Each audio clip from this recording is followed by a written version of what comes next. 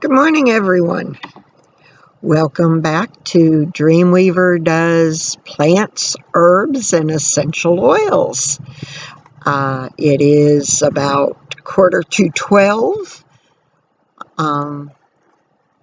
and we are in the foothills of North Carolina, and it is the 7th of February, and it is in the upper 60s. We are supposed to go into 70s today.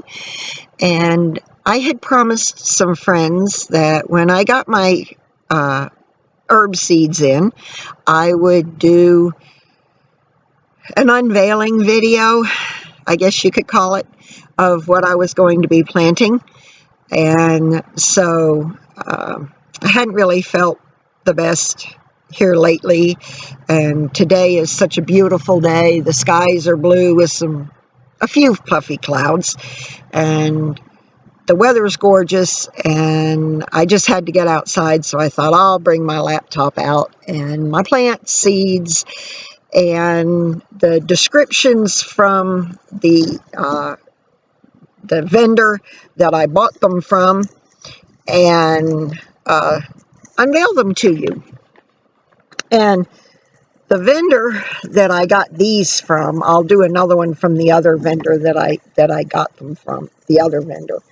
But this particular vendor is called Everwilde Farms, and I do have their permission to use their name and their descriptions. And I will put their link to their home page in the description or in a comment below, so you can link to them.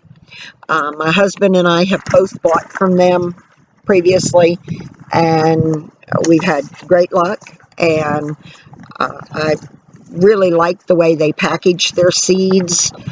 Their descriptions are really good, and I really think you'll be pleased with them. But let's get on with the unveiling. The first one that I've got is sweet basil. Let's see, I don't know. Okay, there it is. And see, one of the things I like about the way they package them, they come in these little gold envelopes that are very well packed.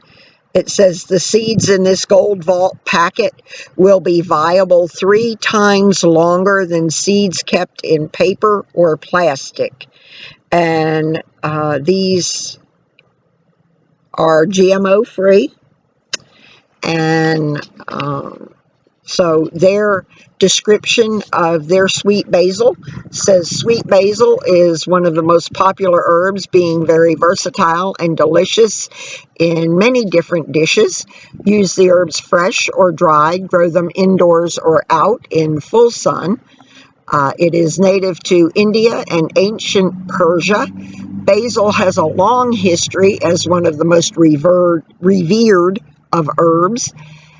Ancient legends give basil a strong religious connection, stating that it possesses healing powers. In many cultures, basil is a symbol of love and given as a token of affection or engagement. Other meanings include protection and truth. In Greek and Roman cultures, however, basil represented hate and misfortune. Because of this, gardeners would often shout abuses at their plants to help them grow.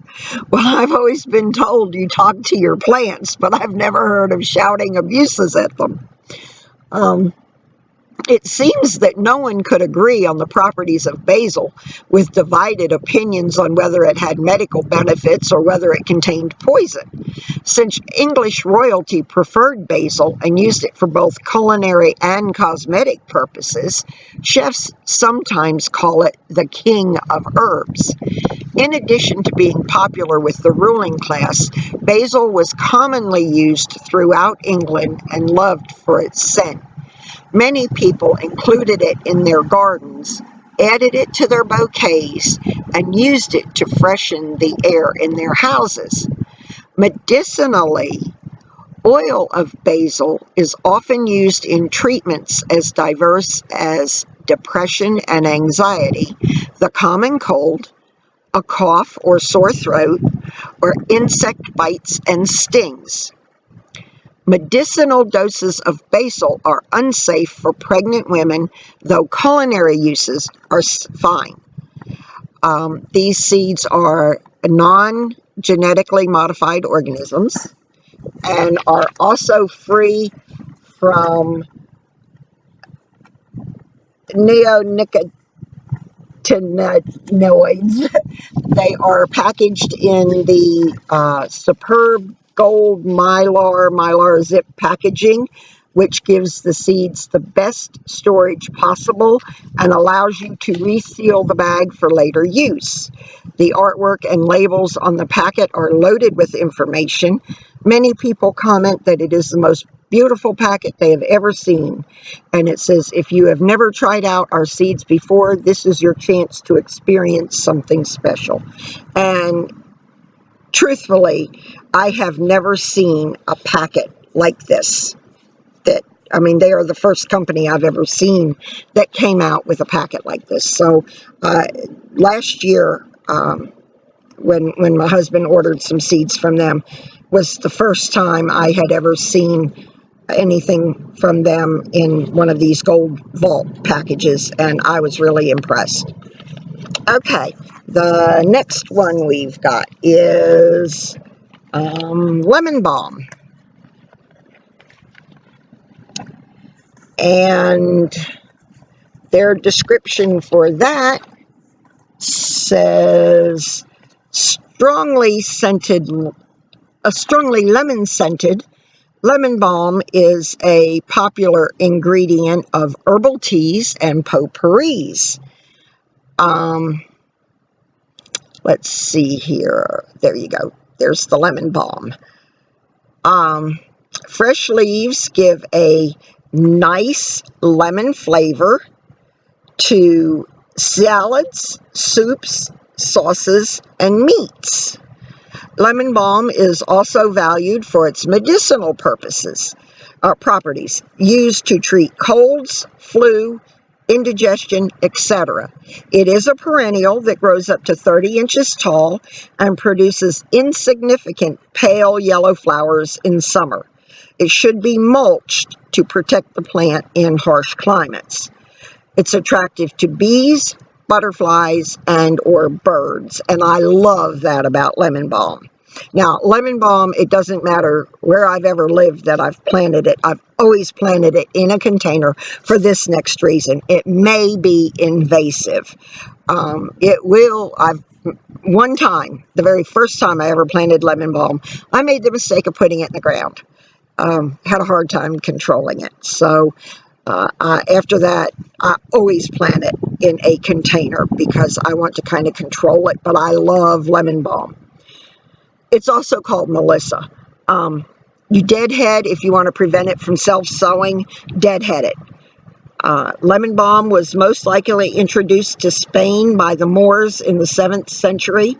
By the Middle Ages, it was common throughout Europe. Its Latin name, Melissa, means bee in Greek and refers to the plant's tendencies to attract bees. 1st century Roman naturalist Pliny the Elder recommended that lemon balm be cultivated near beehives to prevent the bees from straying. A member of the mint family, lemon balm dates back over 2,000 years for use as a medicinal herb, primarily to treat stress and anxiety, insomnia, and indigestion. 11th century Persian physician and philosopher Avicenna wrote of the benefits of lemon balm in treating low spirits or melancholy. According to an old Arabian proverb, balm makes the heart merry and joyful. According to historical record, both King Charles V of France and Emperor Charles V drank lemon balm beverages to improve their health. Lemon balm was also one of the plants grown in Thomas Jefferson's famous experimental garden. Today, herbal treatments containing lemon balm often include other calming herbs such as valerian, chamomile, and hops to encourage relaxation. And again, these seeds are non-GMO. And that's one of the things I love about Everwilde. Their seeds are always non-GMO. Okay, our next one is Italian oregano. And this is the front of the package. And here's the back with all of its wonderful information. And vulgare oregano is a very popular pizza herb, widely used in Italian, Greek, and Mexican cooking. Leaves can be used fresh or dried, and they add a warm, spicy flavor to your favorite recipes. Bright blue-green plants grow 6 inches tall and up to 24 inches in diameter. Leaves can be harvested in 85 to 95 days before the flowers appear. They are perennial, and they are drought tolerant. Oregano grows wild on the sunny hillsides of the Mediterranean and is often featured in the cuisine of that region. The Latin word for this herb comes from the Greek phrase, joy of the mountains. According to ancient mythology, the Greek goddess of love gave oregano to man to bring him joy. Tradition continues to associate oregano with joy and banishment of sorrow, bringing about the practice of crowning a bride with a wreath of oregano. For centuries, this plant has been used both for culinary and medicinal purposes. The fresh leaves were chewed for the relief of a toothache, indigestion, or a lingering cough, and even the flowers were turned into a soft purple dye. In spite of its popularity in Europe, Americans did not fully discover oregano until after World War II, when returning soldiers and immigrants brought with them an enthusiasm for its flavor. Recent scientific research has found that the oil of oregano has significant antibacterial, antioxidant, and antiviral effects, whether used externally or internally.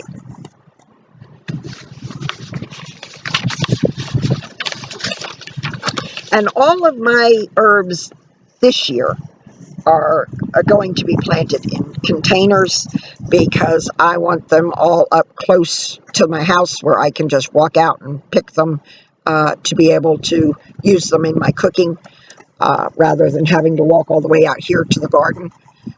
We're also hoping to start on my greenhouse soon, so but that's out here close to the garden as well. So, but I want my herbs up close to the house, so they're going to be in containers. And I've got, I think, by the time I get done between what some dear friends have sent me and what I've chosen, I'll have about 19 or 20 herbs planted. This one is sweet marjoram. And here's the front of it and the back with all its great information.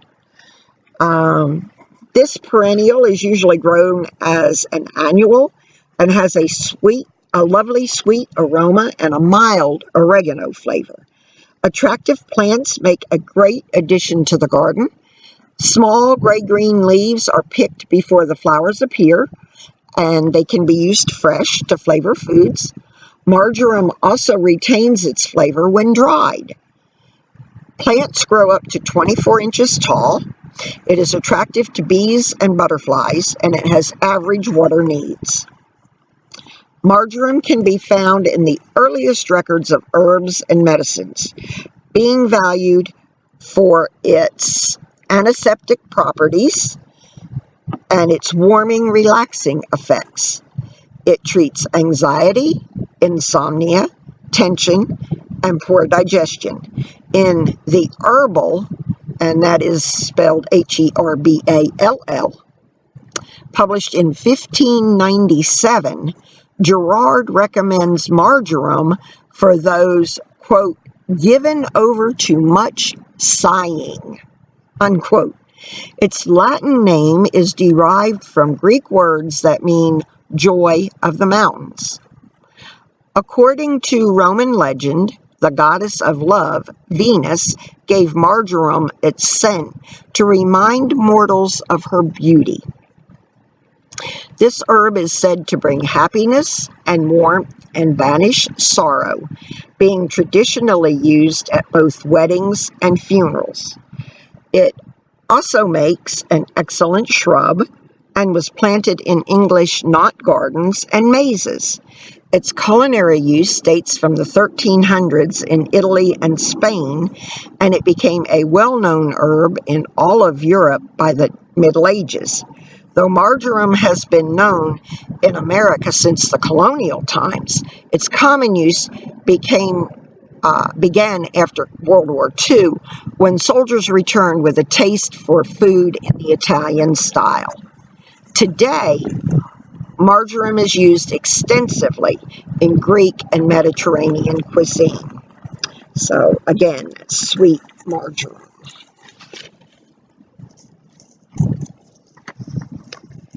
And then I have hyssop.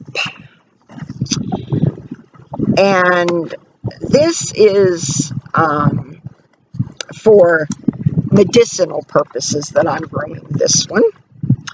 And there is the package. And the bright blue flowers of this member of the mint family add lovely color to your herb garden.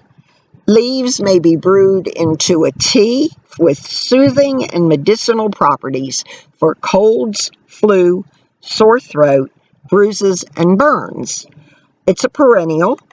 It is fragrant and attractive to bees, butterflies, and or birds. And that's another reason I'm planting it, because I love my butterflies and my bees and my birds. I've got a big butterfly bush out front that just gets loaded every year, and I love my butterflies.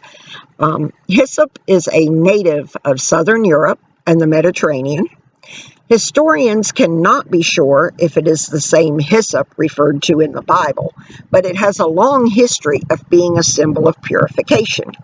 Besides being used in the ritual cleansing of churches, hyssop was cultivated in monastery gardens and used to deter infection in sick rooms. Hyssop symbolized humility in medieval paintings, and its thick growth made it ideal for hedges, mazes, or the traditional English knot gardens. Medicinally, it provided treatment for coughs, cuts and wounds, bruises, and skin diseases. Old English country doctors often used a poultice of hyssop leaves and sugar as a protection against tetanus infection. Today, hyssop grows mostly as an ornamental plant. And my last one from Everwilde is a calendula, and it is not in the herb section of their plant thing, but it is under flowers, and I got it because it can be used as a substitute for culinary substitute for saffron, but I got it to make tinctures with. And there is another kind of calendula that you can use. It's yellow, but they didn't have it, so I got the Ball's orange calendula. It's very pretty. And there's the front of the package, and there's the back with all the wonderful information. And this old-fashioned flower has a long history as both an ornamental garden plant and as an herb. When dried, the petals of calendula flowers provide a culinary substitute for saffron. In times past, they were used to give a rich color to cheese or butter. Medicinal uses included treatments for measles and smallpox, as well as for dressing wounds on the battlefield. As well as being the traditional flower for October birthdays, calendula symbolizes sorrow and sympathy. And then this one, you would either direct sow it in the fall or early spring, or you can start it inside. So it doesn't tell a whole lot about the previous uses of it other than that. But as I said, I'm going to use it as a tincture. I am in the middle of taking a course to become a certified canine herbalist. My brain just went gone. Anyway, and part of that is making tinctures with calendula. And I didn't have any. And so I decided that this year I was going to grow my own. Solve that problem. So there are my herbs from Everwilde. And it comes with this wonderful information on germination instructions. It talks about refrigeration, moist cold stratification, sowing the seeds on soil surface, scarification in hot water temperatures, complex germination, and USDA organic, GMO free,